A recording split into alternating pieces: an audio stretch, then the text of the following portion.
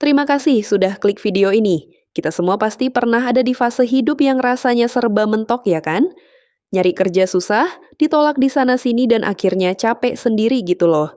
Di titik itu, apapun yang kelihatan sebagai peluang sekecil apapun pasti itu langsung kita ambil. Yang penting ada pemasukan yang akan bisa makan dan hidup tetap berjalan gitu. Tapi kadang peluang yang datang itu bentuknya nggak selalu seperti apa yang kita bayangkan. Ada kerjaan yang kelihatannya memang sederhana, majikannya baik kali, tempatnya ini juga tenang, tapi entah kenapa perjalanan di dalamnya tuh loh justru membawa kita ke hal-hal yang nggak pernah terpikir sebelumnya. Di malam ini, aku mau ceritain sama kalian kisah teman kita yang ngalamin itu semua. Berawal dari niat cari nafkah, tapi berakhir dengan pengalaman yang bikin dia nggak bakal bisa lupain ini seumur hidup. Penasaran dengan gimana kisah selengkapnya? Jadi tanpa berlama-lama, kita langsung masuk aja ke ceritanya ya. Cekidot. Oke, jadi kisah ini itu datang dari narasumber kita yang bernama Imah dari Jawa Tengah. Halo Kak Imah. Nah, jadi kisah ini itu terjadi di tahun 2000-an ketika Imah itu lagi susah-susahnya nyari kerja. Apalagi, waktu itu Imah nih nggak lulus sekolah dan nggak punya ijazah. Kerjaan yang bisa dia lakukan pun terbatas. Nah, waktu itu yang bisa Imah andalkan, cuman ya tenaganya aja. Mau disuruh bersih-bersih, bisa jadi ART nggak apa-apa. Jadi tukang masak boleh, atau bahkan jadi kuli panggul pasar pun nggak apa-apa. Nah, Imah ini mau kerja apapun asal dapat uang.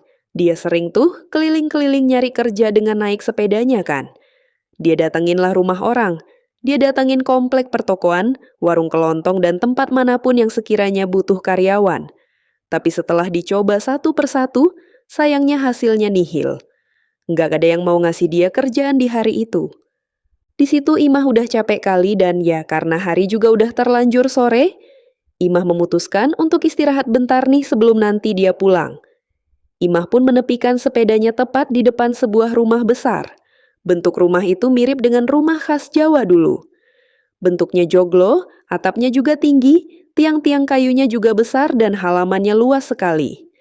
Nah, Imah tuh nggak tahu itu tuh rumahnya siapa. Imah cuma menduga kalau pemiliknya pasti rajin bersih-bersih karena rumah itu terlihat rapi, terlihat terawat gitu loh.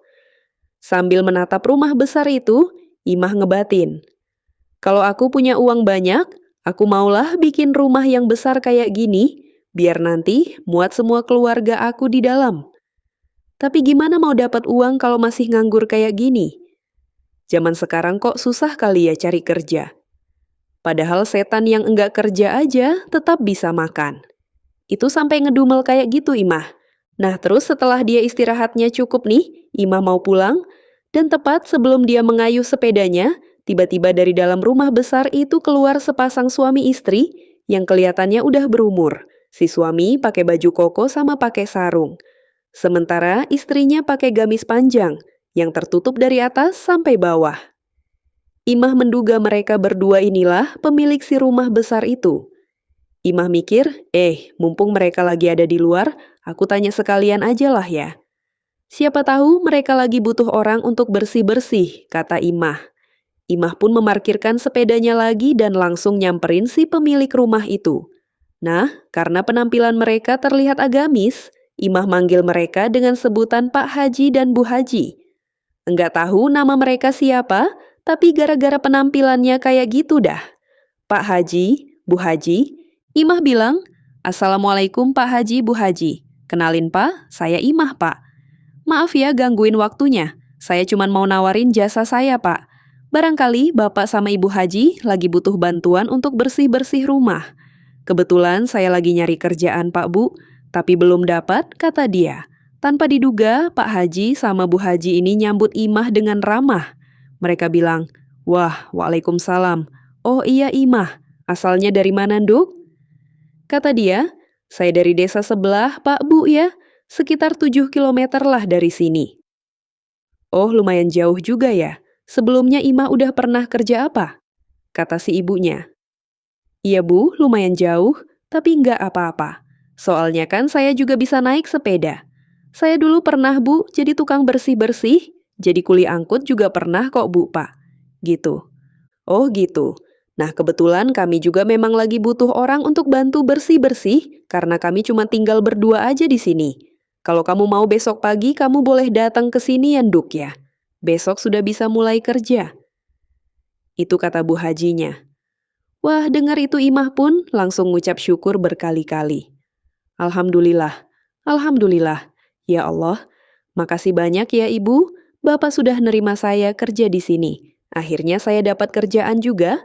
Besok pasti saya akan pagi-pagi datang ke sini. Sekarang saya pamit pulang dulu ya Pak Bu.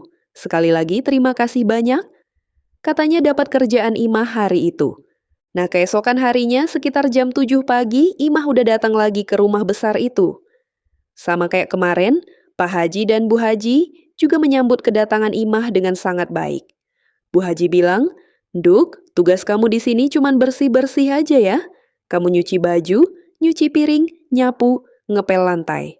Nanti buat urusan makan biar ibu aja yang masak, atau nanti biar ibu yang beli di luar.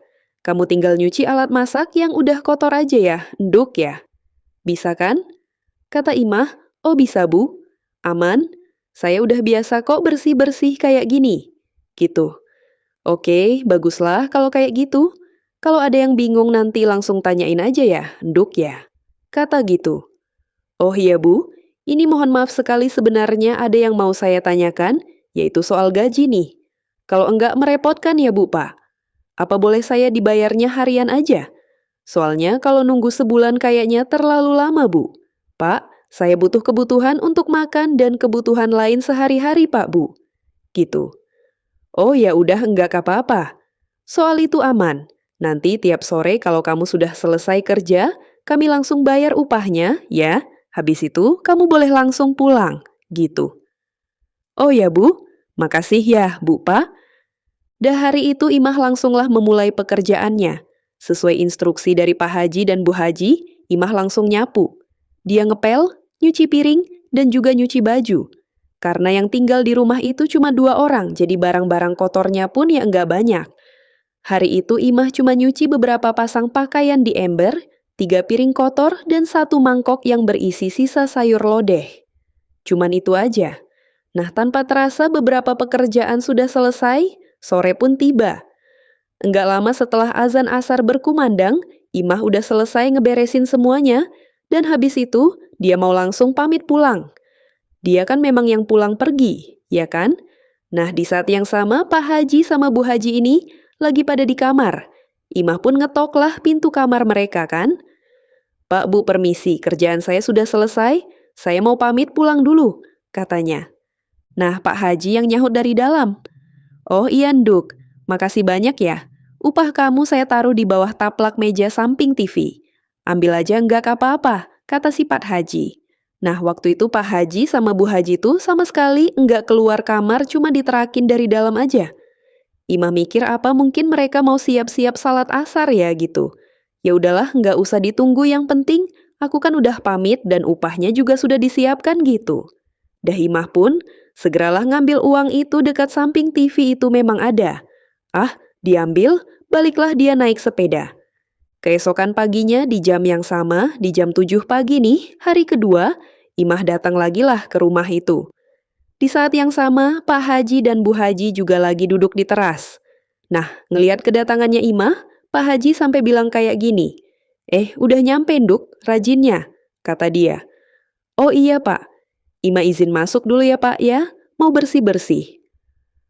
"Oh iya Nduk, yang betul ya kerjanya gitu." Nah, ngelihat sikap Pak Haji sama Bu Haji yang seramah sebaik itu, Imah tuh udah kayak ngerasa senang kali rasanya. Imah jadi makin semangat lagi kerja waktu itu. Hal pertama yang dia lakukan ya, kayak kemarin dia nyapu ya kan? Selesai nyapu dia ngepel lantai. Sampai di sini semuanya masih aman-aman aja. Tapi, waktu dia lanjut ke dapur mau nyuci piring, Imah sadar ada yang ngejanggal. Loh, kok piring kotornya sama kayak yang aku cuci kemarin? Seingatku, kemarin aku nyuci 3 piring kotor sama 1 mangkok sisa sayur lodeh kan? Hari itu sama juga. Kok sama lagi ini? Apa ibu sama bapak memang suka makan lodeh mungkin ya? Imah sempat diam bentar tuh, sambil dia perhatiin cucian piring kotor itu kan. Dan semakin dia perhatikan, makin ada yang janggal lagi. Semua piring dan mangkok kotor itu diletakkan di posisi yang sama persis macam kemarin. Dan piring sama itunya juga sama warnanya, bentuknya juga sama kayak kemarin. Semuanya ditaruh di dekat tempat cuci piring. 3 piring kotor yaitu ditumpuk jadi satu, terus mangkok sisa sayur lodehnya ditaruh di atas kayak gitu. Ih, perasaan kemarin juga piringnya ini juga lah. Posisinya juga sama kayak gini.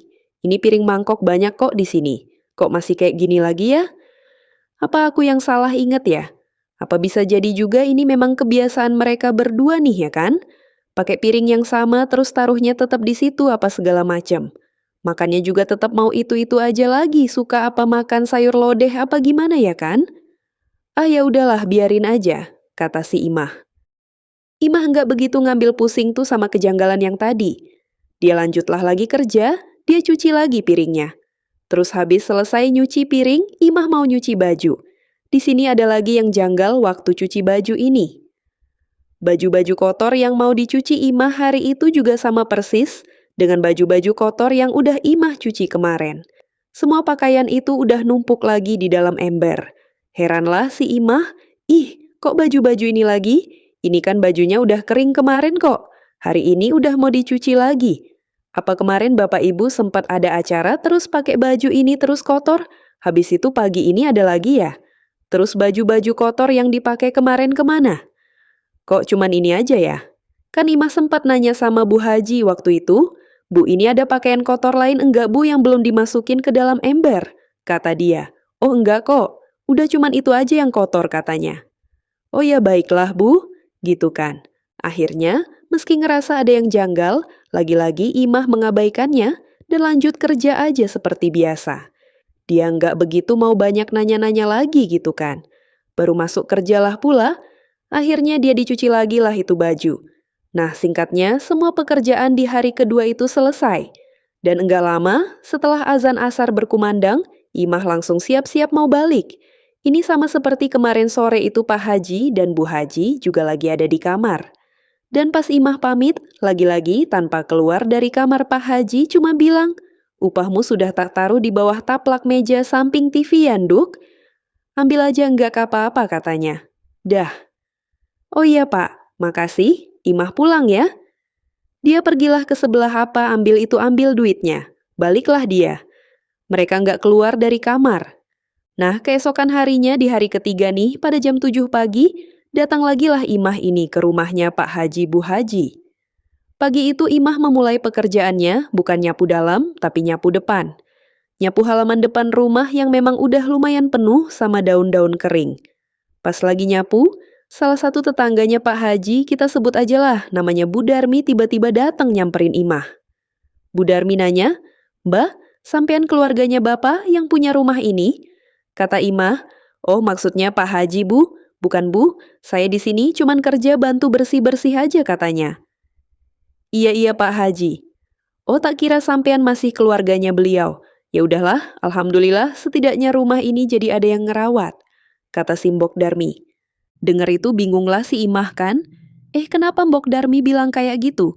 Rumahnya jadi ada yang ngerawat. Emang sebelumnya rumah ini nggak ada yang ngerawat? Kan Pak Haji sama Bu Haji tinggal di sini. Toh sebelumnya rumah ini juga kayak kerawat kali kok bersih. Pasti sebelumnya mereka ini juga rajin bersih-bersih di sini. Kok malah dibilang macam enggak kerawat? Cuma di situ Imah diam aja. Terus enggak lama si Mbok Darmi bilang lagi, kalau enggak salah saya, Mbak ya, rumah ini itu udah lama loh, kosongnya sekitar 3 tahunan gitu loh. Makanya saya kaget waktu ngelihat sampean di sini katanya. Hah? Kosong? Kan ada Bu Haji sama Pak Haji. Bu, oh mereka udah lama enggak tinggal di sini, kata Mbok Darmi. Udah lama? Pas kemarin saya ngelihatin ada sampean sebenarnya saya pengen nanya. Mbak, kamu lagi ngapain? Kok di rumah kosong sendirian? Kata Simbok Darmi dengar itu, ya gimana Imah enggak makin bingung kan? Saya enggak sendirian loh Bu. Saya ketemu langsung sama Pak Haji Bu Haji kemarin. Mereka sendiri kok yang nerima saya kerja di sini. Enggak mungkinlah saya bisa masuk ke dalam. Kata Imah kayak gitu. Embok Darmi yang jadi kelihatan diam agak lama, dari ekspresinya kelihatan seolah-olah dia kayak mau bilang sesuatu gitu. Tapi akhirnya di situ Mbok Darmi bilang, Ah ya udahlah ya, kalau gitu hati-hati ya kerjanya ya. Saya permisi dulu. Tanpa ngomong apa-apa lagi, Mbok Darmi langsung balik badan, dan dia udah berjalan aja pergi ninggalin si Imah. Imah nataplah, Mbok Darmi kan, campur aduk perasaan aku di situ.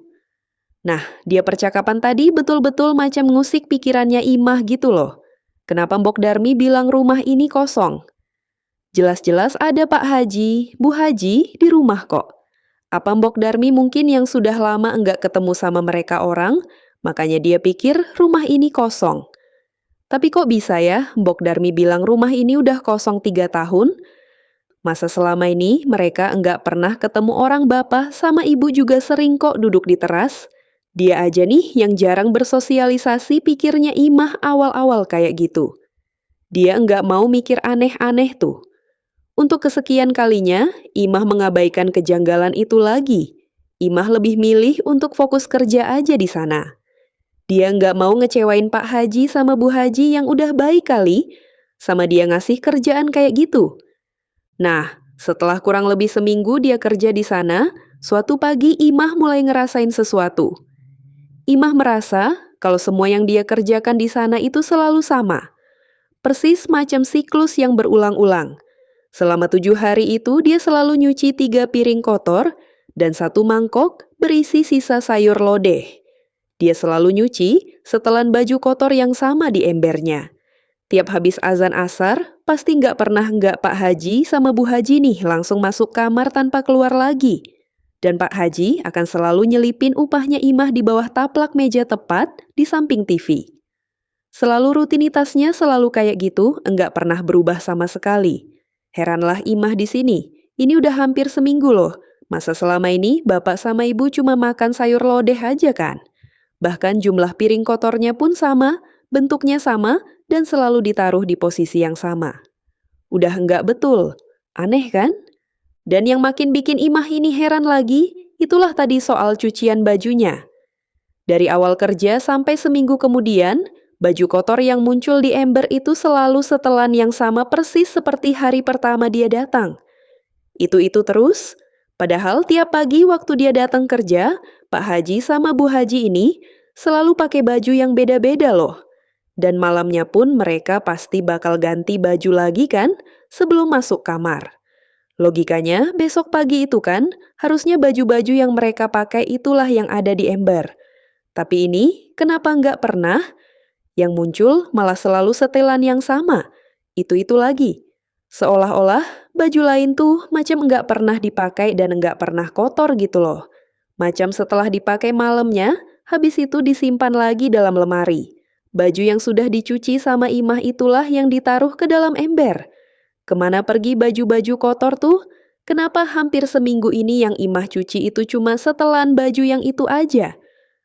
Akhirnya, di hari itu Imah ngerasa semua kejanggalan udah mulai enggak masuk akal. Dia udah coba mikir positif, cuma kok dicari logikanya satu persatu makin dicari tuh, makin enggak ketemu gitu loh. Imah sampai kepikiran ini apa cuman aku aja ngerasa kayak gini nih? Atau mungkin memang ada sesuatu yang salah di rumah ini. Rasa nggak tenang itu pun terus kebawa di kepalanya Imah sepanjang perjalanan pulang waktu dia balik itu. Nah, karena kebingungan dan dia juga butuh jawaban, Imah pun akhirnya kepikiran untuk nanya ke orang yang lebih paham soal hal-hal kayak gitu. Jadi di kampung itu tuh ada satu orang tua yang katanya bisa ngelihat sesuatu yang enggak kasat mata kayak gitulah. Makanya setelah dia pulang kerja, Imah memutuskan untuk mampirlah ke rumah orang ini. Kita sebut aja namanya Mak Iban ya.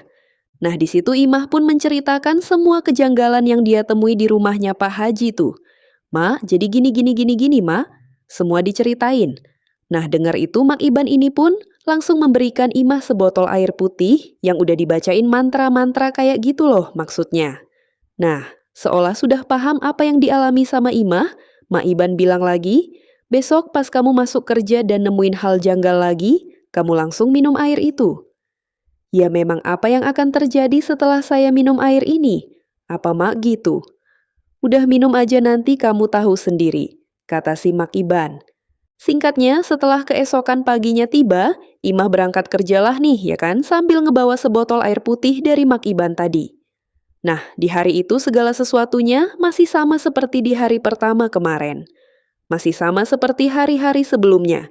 Imah masih terjebak di siklus yang itu-itu aja. Masih cuci piring yang sama, baju yang sama. Sudah mulai agak gelisah di situ kan? Gelisah, penasaran, dan sekaligus takut juga. Imah heran kan masih ini lagi. Akhirnya mumpung Pak Haji sama Bu Haji lagi di kamar, Imah yang udah nggak tahan ini langsunglah dia minum air putih yang dikasih sama Mak Iban tadi ya kan? Oke, masih kayak gini nih. Ada nggak beres nih? Pasti dibuka diminumlah sama dia dengan jantung berdebar-debar. Imah menengguk semua air itu sampai habis. Nggak dikit ya minum dihabiskan sama dia nih. Apa yang bakal terjadi nih habis ini? Kan pikir si Imah, selesai minum habis Imah terdiam bentar dia nunggu nih apa yang bakal terjadi. Belum ada apa-apa, masih biasa semenit 2 menit enggak ada apa-apa. Tapi lama-lama matanya si Imah ini berat kali. Kepalanya tuh berat aja macam ngangguk-ngangguk sendiri. Imah macam orang ketiduran tuh loh. Udah ngantuk dia gini lagi waktu dia gitu kan kaget dia kan kebangun. Dan kalian tahu, waktu dia nengok ke sekeliling rumah, di detik itu juga lemas lututnya si Imah waktu ngelihat kondisi rumah itu mendadak berubah total. Rumah besar yang biasanya kelihatan bersih, rapi itu tiba-tiba jadi kotor berantakan. Cat-cat dindingnya mengelupas macam betulan rumah kosong yang udah nggak dihuni. Hah? Apa nih? Kok jadi kayak gini rumahnya? Ya Allah, ini yang dibilang Bu Darmi itu betul? Jangan-jangan ya memang rumah kosong ini. Kalau betulan rumah ini kosong terus Pak Haji Bu Haji itu kemana ya? Selama ini aku ketemu tuh, aku ketemu siapa? Belum selesai Imah mencerna semua keadaan itu, tiba-tiba Imah dengar suara berisik-berisik dari dalam kamarnya Pak Haji. Duk-duk-duk. Makin enggak karu-karuan lagi jantungnya si Imah. Soalnya Imah ingat betul terakhir kali sebelum dia minum apa segala macam itu, Pak Haji sama Bu Haji memang lagi ada di kamar. Imah tataplah pintu kamar itu kan sambil nunggu ini kira-kira apa yang keluar nanti. Iya kan? Dan enggak lama, betul, pintu kamar tuh terbuka sendiri. Dan dari dalam sana muncul dua sosok pocong dengan wajah yang hancur, tapi wajahnya mirip sama Pak Haji dan Bu Haji. Pocong yang keluar, sambil tersenyum menyeringai kedua sosok tuh bilang apa? Katanya, mau cari kerjaan? Ikut kami aja. Katanya gitu. Wah, pemandangan semenyeramkan itu bikin sekujur tubuhnya si Imah langsung kaku. Dia mau teriak rasanya, tapi macam suara itu enggak keluar. Sementara dua pocong tadi tuh kayak ngedekat gitu. Imah cuma bisa nangis berdoa enggak lama pingsan langsung Imah di situ. Pocong, rumah kosong. Aduh Imah, entah udah berapa lama Imah itu pingsan sadar-sadar dia udah dikerumunin banyak orang. Ternyata Mbok Darmi itu tetangga yang kemarin sempat ngobrol sama si Imah. Sempat dengar ada suara teriak dari dalam rumahnya siapa ini. Dan pas dicek ternyata Imah pingsan. Dia kenal sama si Imah nih kan sempat kenalan. Mbok Darmi langsung panggil tetangga-tetangga yang lain untuk nolongin Imah. Terus Imah dibawalah itu ke rumahnya Mbok Darmi. Anehnya di sini. Rumah tuh kan rumah kosong kekunci. Nggak jelas Imah tuh bisa masuk dari mana. Didobrak sama warga. Memang rumah kosong, tapi dalam keadaan terkunci. Imah ada di dalam itu. Nggak tahulah tuh kenapa Imah bisa di dalam itu. Yang jelas, diangkut sama warga waktu Imah ini sadar, Mbok Darmi sama tetangga yang lain berusaha menenangkan Imah yang kelihatan masih syok juga ya kan? Terus setelah keadaannya mulai tenang, barulah Imah menceritakan semuanya soal dia yang kemarin lagi struggle nyari kerja gitu kan. Terus dia akhirnya dapat kerja gara-gara ketemu rumah ini apa segala macem, rutinitas kerjaan yang itu-itu aja, sampai itulah puncaknya penampakan pocong yang dia tengok tadi. Ceritain sama ibu-ibu sama warga di situ. Setelah nyimak semua ceritanya, warga di sana bilang kalau Mbak memang betul rumah itu punya Pak Haji dan Bu Haji. Memang betul, tapi warga di sana udah nggak pernah lagi ketemu sama mereka sejak 3 tahun yang lalu. Warga di sana nggak tahu gimana kabar mereka berdua, apakah mereka masih hidup atau sudah meninggal, apakah mereka pergi ke keluarganya, apa kayak gimana. Cuman yang jelas 3 tahun tuh nggak pernah balik-balik ya. Rumah itu ya udah terbengkalai gitu aja. Nggak pernah ada yang datang. Mereka juga nggak pernah sekali-sekali pun ada, nggak ada, rumah tuh jadi kosong. Jadi bisa dipastikan Mbak sosok Pak Haji sama Bu Haji yang ketemu sama kamu kemarin itu, Itu bukan mereka, bukan Pak Haji dan Bu Haji sungguhan. Kemungkinan mereka berdua itu cuman sosok pocong yang lagi usil aja, terus sengaja menyerupai wajahnya Pak Haji Bu Haji. Dengar itu, apa enggak makin syok si Imah kan ya? Dia sama sekali enggak nyangka kalau majikannya ternyata makhluk gaib. Sejak tahu itu semua, Imah memutuskan untuk langsung pulang. Pada saat itu juga dia enggak akan pernah lagi mau balik ke rumah besar itu. Dan waktu nyampai rumah, Imah langsung ngecek juga upahnya kemarin. Sebagian upahnya memang dipakai untuk beli makan sama kebutuhan sehari-hari kan. Sebagiannya lagi memang ada ditabung ya kan? Nah pas Imah ngebongkar tabungannya, semua tabungannya itu sudah berubah jadi daun kering. Jadi daun, makin syok lagi lah dia di situ. Dia terduduk lemas, dia tataplah itu daun-daun kering itu campur aduk juga perasaan si Imah. Padahal aku cuman mau kerja loh di situ. Kok bisa-bisanya aku malah diganggu setan kayak gini? Ya Allah, tolonglah ya Allah ampuni aku kalau aku udah salah. Nah, setelah menenangkan diri dari kejadian yang seram kali itu, Imah akhirnya bangkit dan mulai lagi mencari pekerjaan di tempat lain. Alhamdulillahnya, kali ini Imah ini udah enggak diganggu-ganggu lagi. Meski memang kejadian ini tetap membekas sekali di hatinya pasti ya kan? Paling enggak, sekarang Imah sudah bisa kerja dengan hati yang lebih tenang lagi. Dan di situ juga Imah baru sadar ucapan isengnya di waktu istirahat di depan rumah besar itu yang ngomong, padahal setan yang enggak kerja aja tetap bisa makan kok. Iya kan dia sempat ngomong kayak gitu kan? Ternyata hal itu kayak jadi doa yang enggak sengaja dia ucapkan. Imah cuma mau cari kerja tapi malah betulan disambangi sama makhluk yang memang enggak kerja, tapi tetap makan dari manusia. Iya kan?